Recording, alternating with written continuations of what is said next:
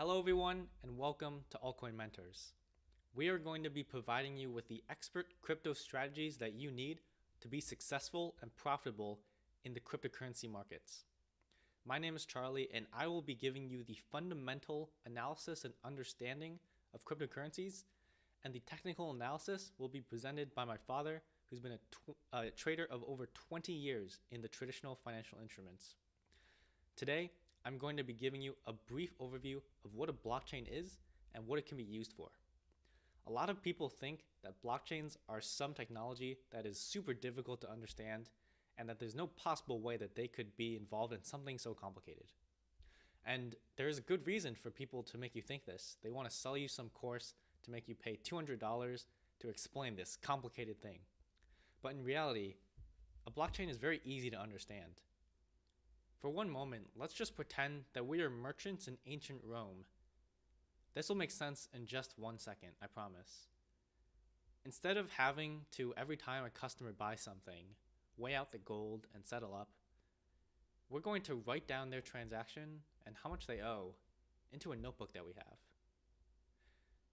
This notebook is called a ledger, and at the end of the month, we're going to calculate exactly how much money each customer owes for them to pay us in a lump sum at the end of the month.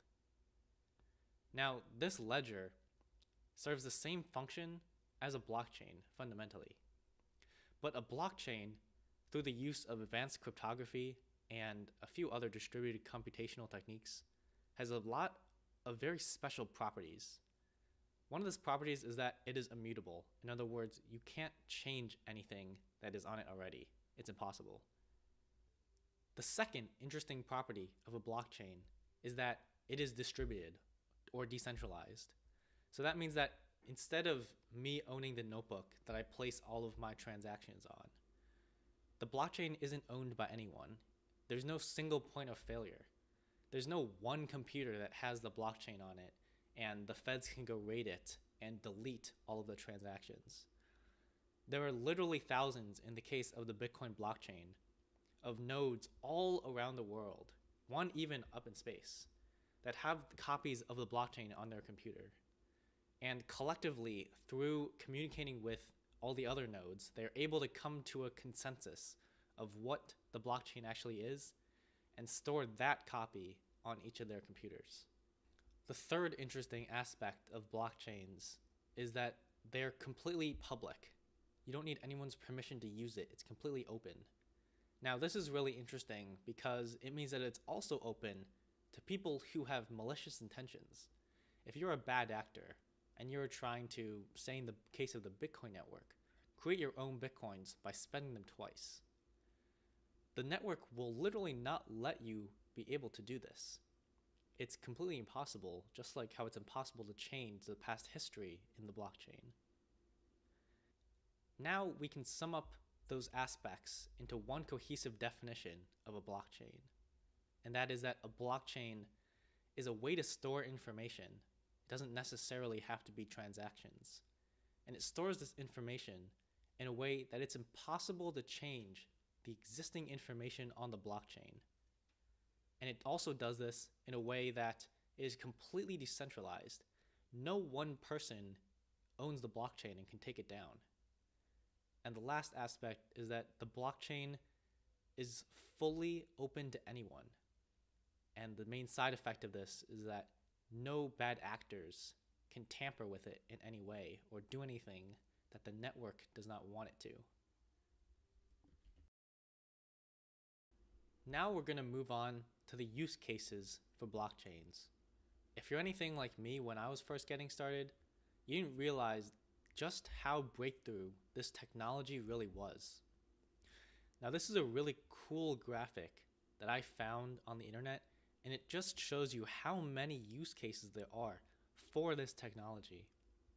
I'm going to share a few of my favorites, the first of which is in the banking and financial sector. Now, this is a fairly obvious one because the very first use case was for Bitcoin. But the potential for disruption here extends far beyond just using Bitcoin for everyday purchases. For example, sending money to another country, whether you're a corporation or just sending it back to your family, is a very costly and time-consuming process. especially if your money somehow gets lost in the process. And this is not an uncommon occurrence, and frequently people don't know who to contact because there are so many intermediaries, and it often takes quite a while to figure out where your money is and to get it back. Blockchain technology mainly solves all of these issues. There's only one place that you have to go to view your transaction, and because of the distributed and immutable nature, there's no conflict ever about where the money is. These transactions are done very cheaply and also very quickly. Just this one use case alone is game-changing for companies that operate across different borders. Right now, they have to have cash on hand in every single country they operate for those expenses because of the difficulty involved in transferring money across borders. So you can imagine that all of these companies have very large surpluses in each country that is unusable for anything else outside of that country.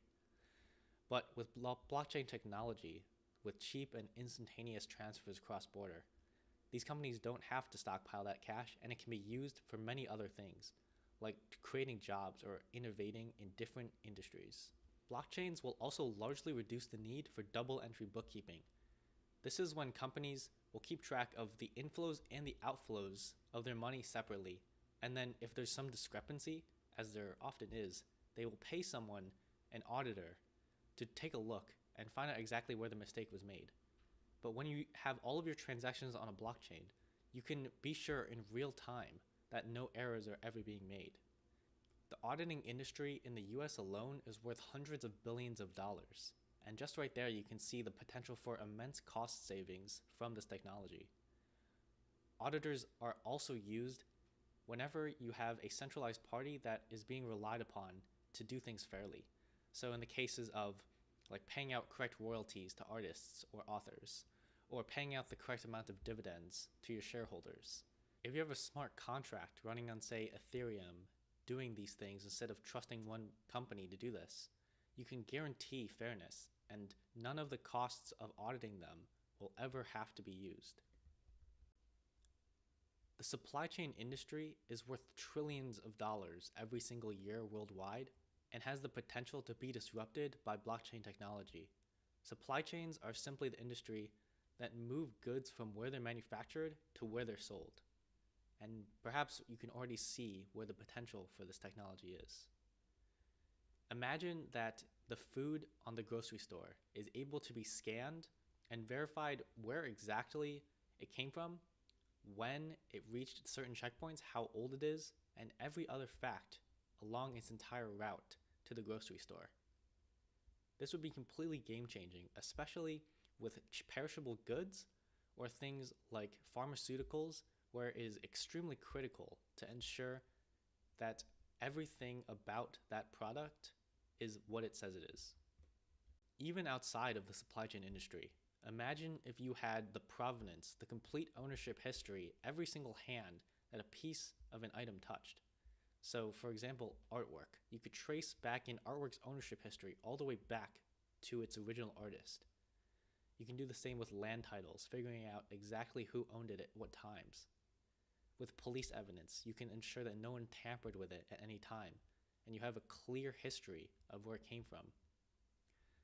And then finally, with cars, if you've ever been in the market for a used car, you can know how scary it is sometimes to just rely on one random database that you found. Imagine if all cars instead were in one single blockchain and you knew that none of the information from the past could be tampered with. And there are tons of use cases that we can't even imagine that this technology is going to be used for. If blockchains were the internet, we are still in the mid-1990s for this technology. We're just building out the infrastructure needed to support the truly breakthrough applications that are going to change our lives forever. We can't imagine that the internet would bring about things like Uber or Twitter, and how much they would change the news industry and the transportation industry. Just imagine what blockchains will be able to do once we have all of this infrastructure set up and running. Now, the reason that I'm making this video is because recently I've seen a lot of different ICOs or other projects that simply don't need a blockchain and certainly don't need their own token. Now that you can understand what a blockchain is and what its optimal use cases are, you can be much smarter about the projects that you are investing in. Just to pick one example, I'm going to pick on Dentacoin. Dentacoin is trying to increase the transparency of dentist reviews. Now, there is no possible way that using a blockchain would be better than any other source of information for dentist reviews. There is no actual problem here, and certainly is not solved by using a blockchain. So the next time that you're evaluating a project to invest in, the first question you should ask is always, what problem is this actually solving? Is it a real problem? And the second question is, why is this problem uniquely solved by using a blockchain? And remember the definition of a blockchain. It's a store of information that's decentralized, immutable, and completely open, permissionless. What it is about this exact problem that can take advantage of these unique characteristics of a blockchain? Why can't it just use a database? And that brings us to the end of this video. I apologize if I've seemed a little stiff or anything else was wrong with this video. This is my first time on camera, and I'm clearly not used to it. But we are going to be bringing you so much more awesome content about investing in cryptocurrencies and also trading them in shorter term time durations. So if you like what we're doing, please subscribe to our channel, like this video, and comment below with any questions that you have on this video, and also what you're struggling with when it comes to choosing projects to invest in. I'm going to be in the comments answering every single question that you have, as long as it's not too trollish, of course. You can also follow me on Twitter at CYOU97, and you can also follow the Altcoin Mentors Twitter at altcoin_mentors. And one last thing before you go, we want to let you know that I'll be live streaming my thoughts on the market and also answering any questions that you have in the chat. And this will be going on every single Sunday at 5 p.m. Pacific time, 8 p.m. Eastern time. I hope to see you there, and with that, have a good day.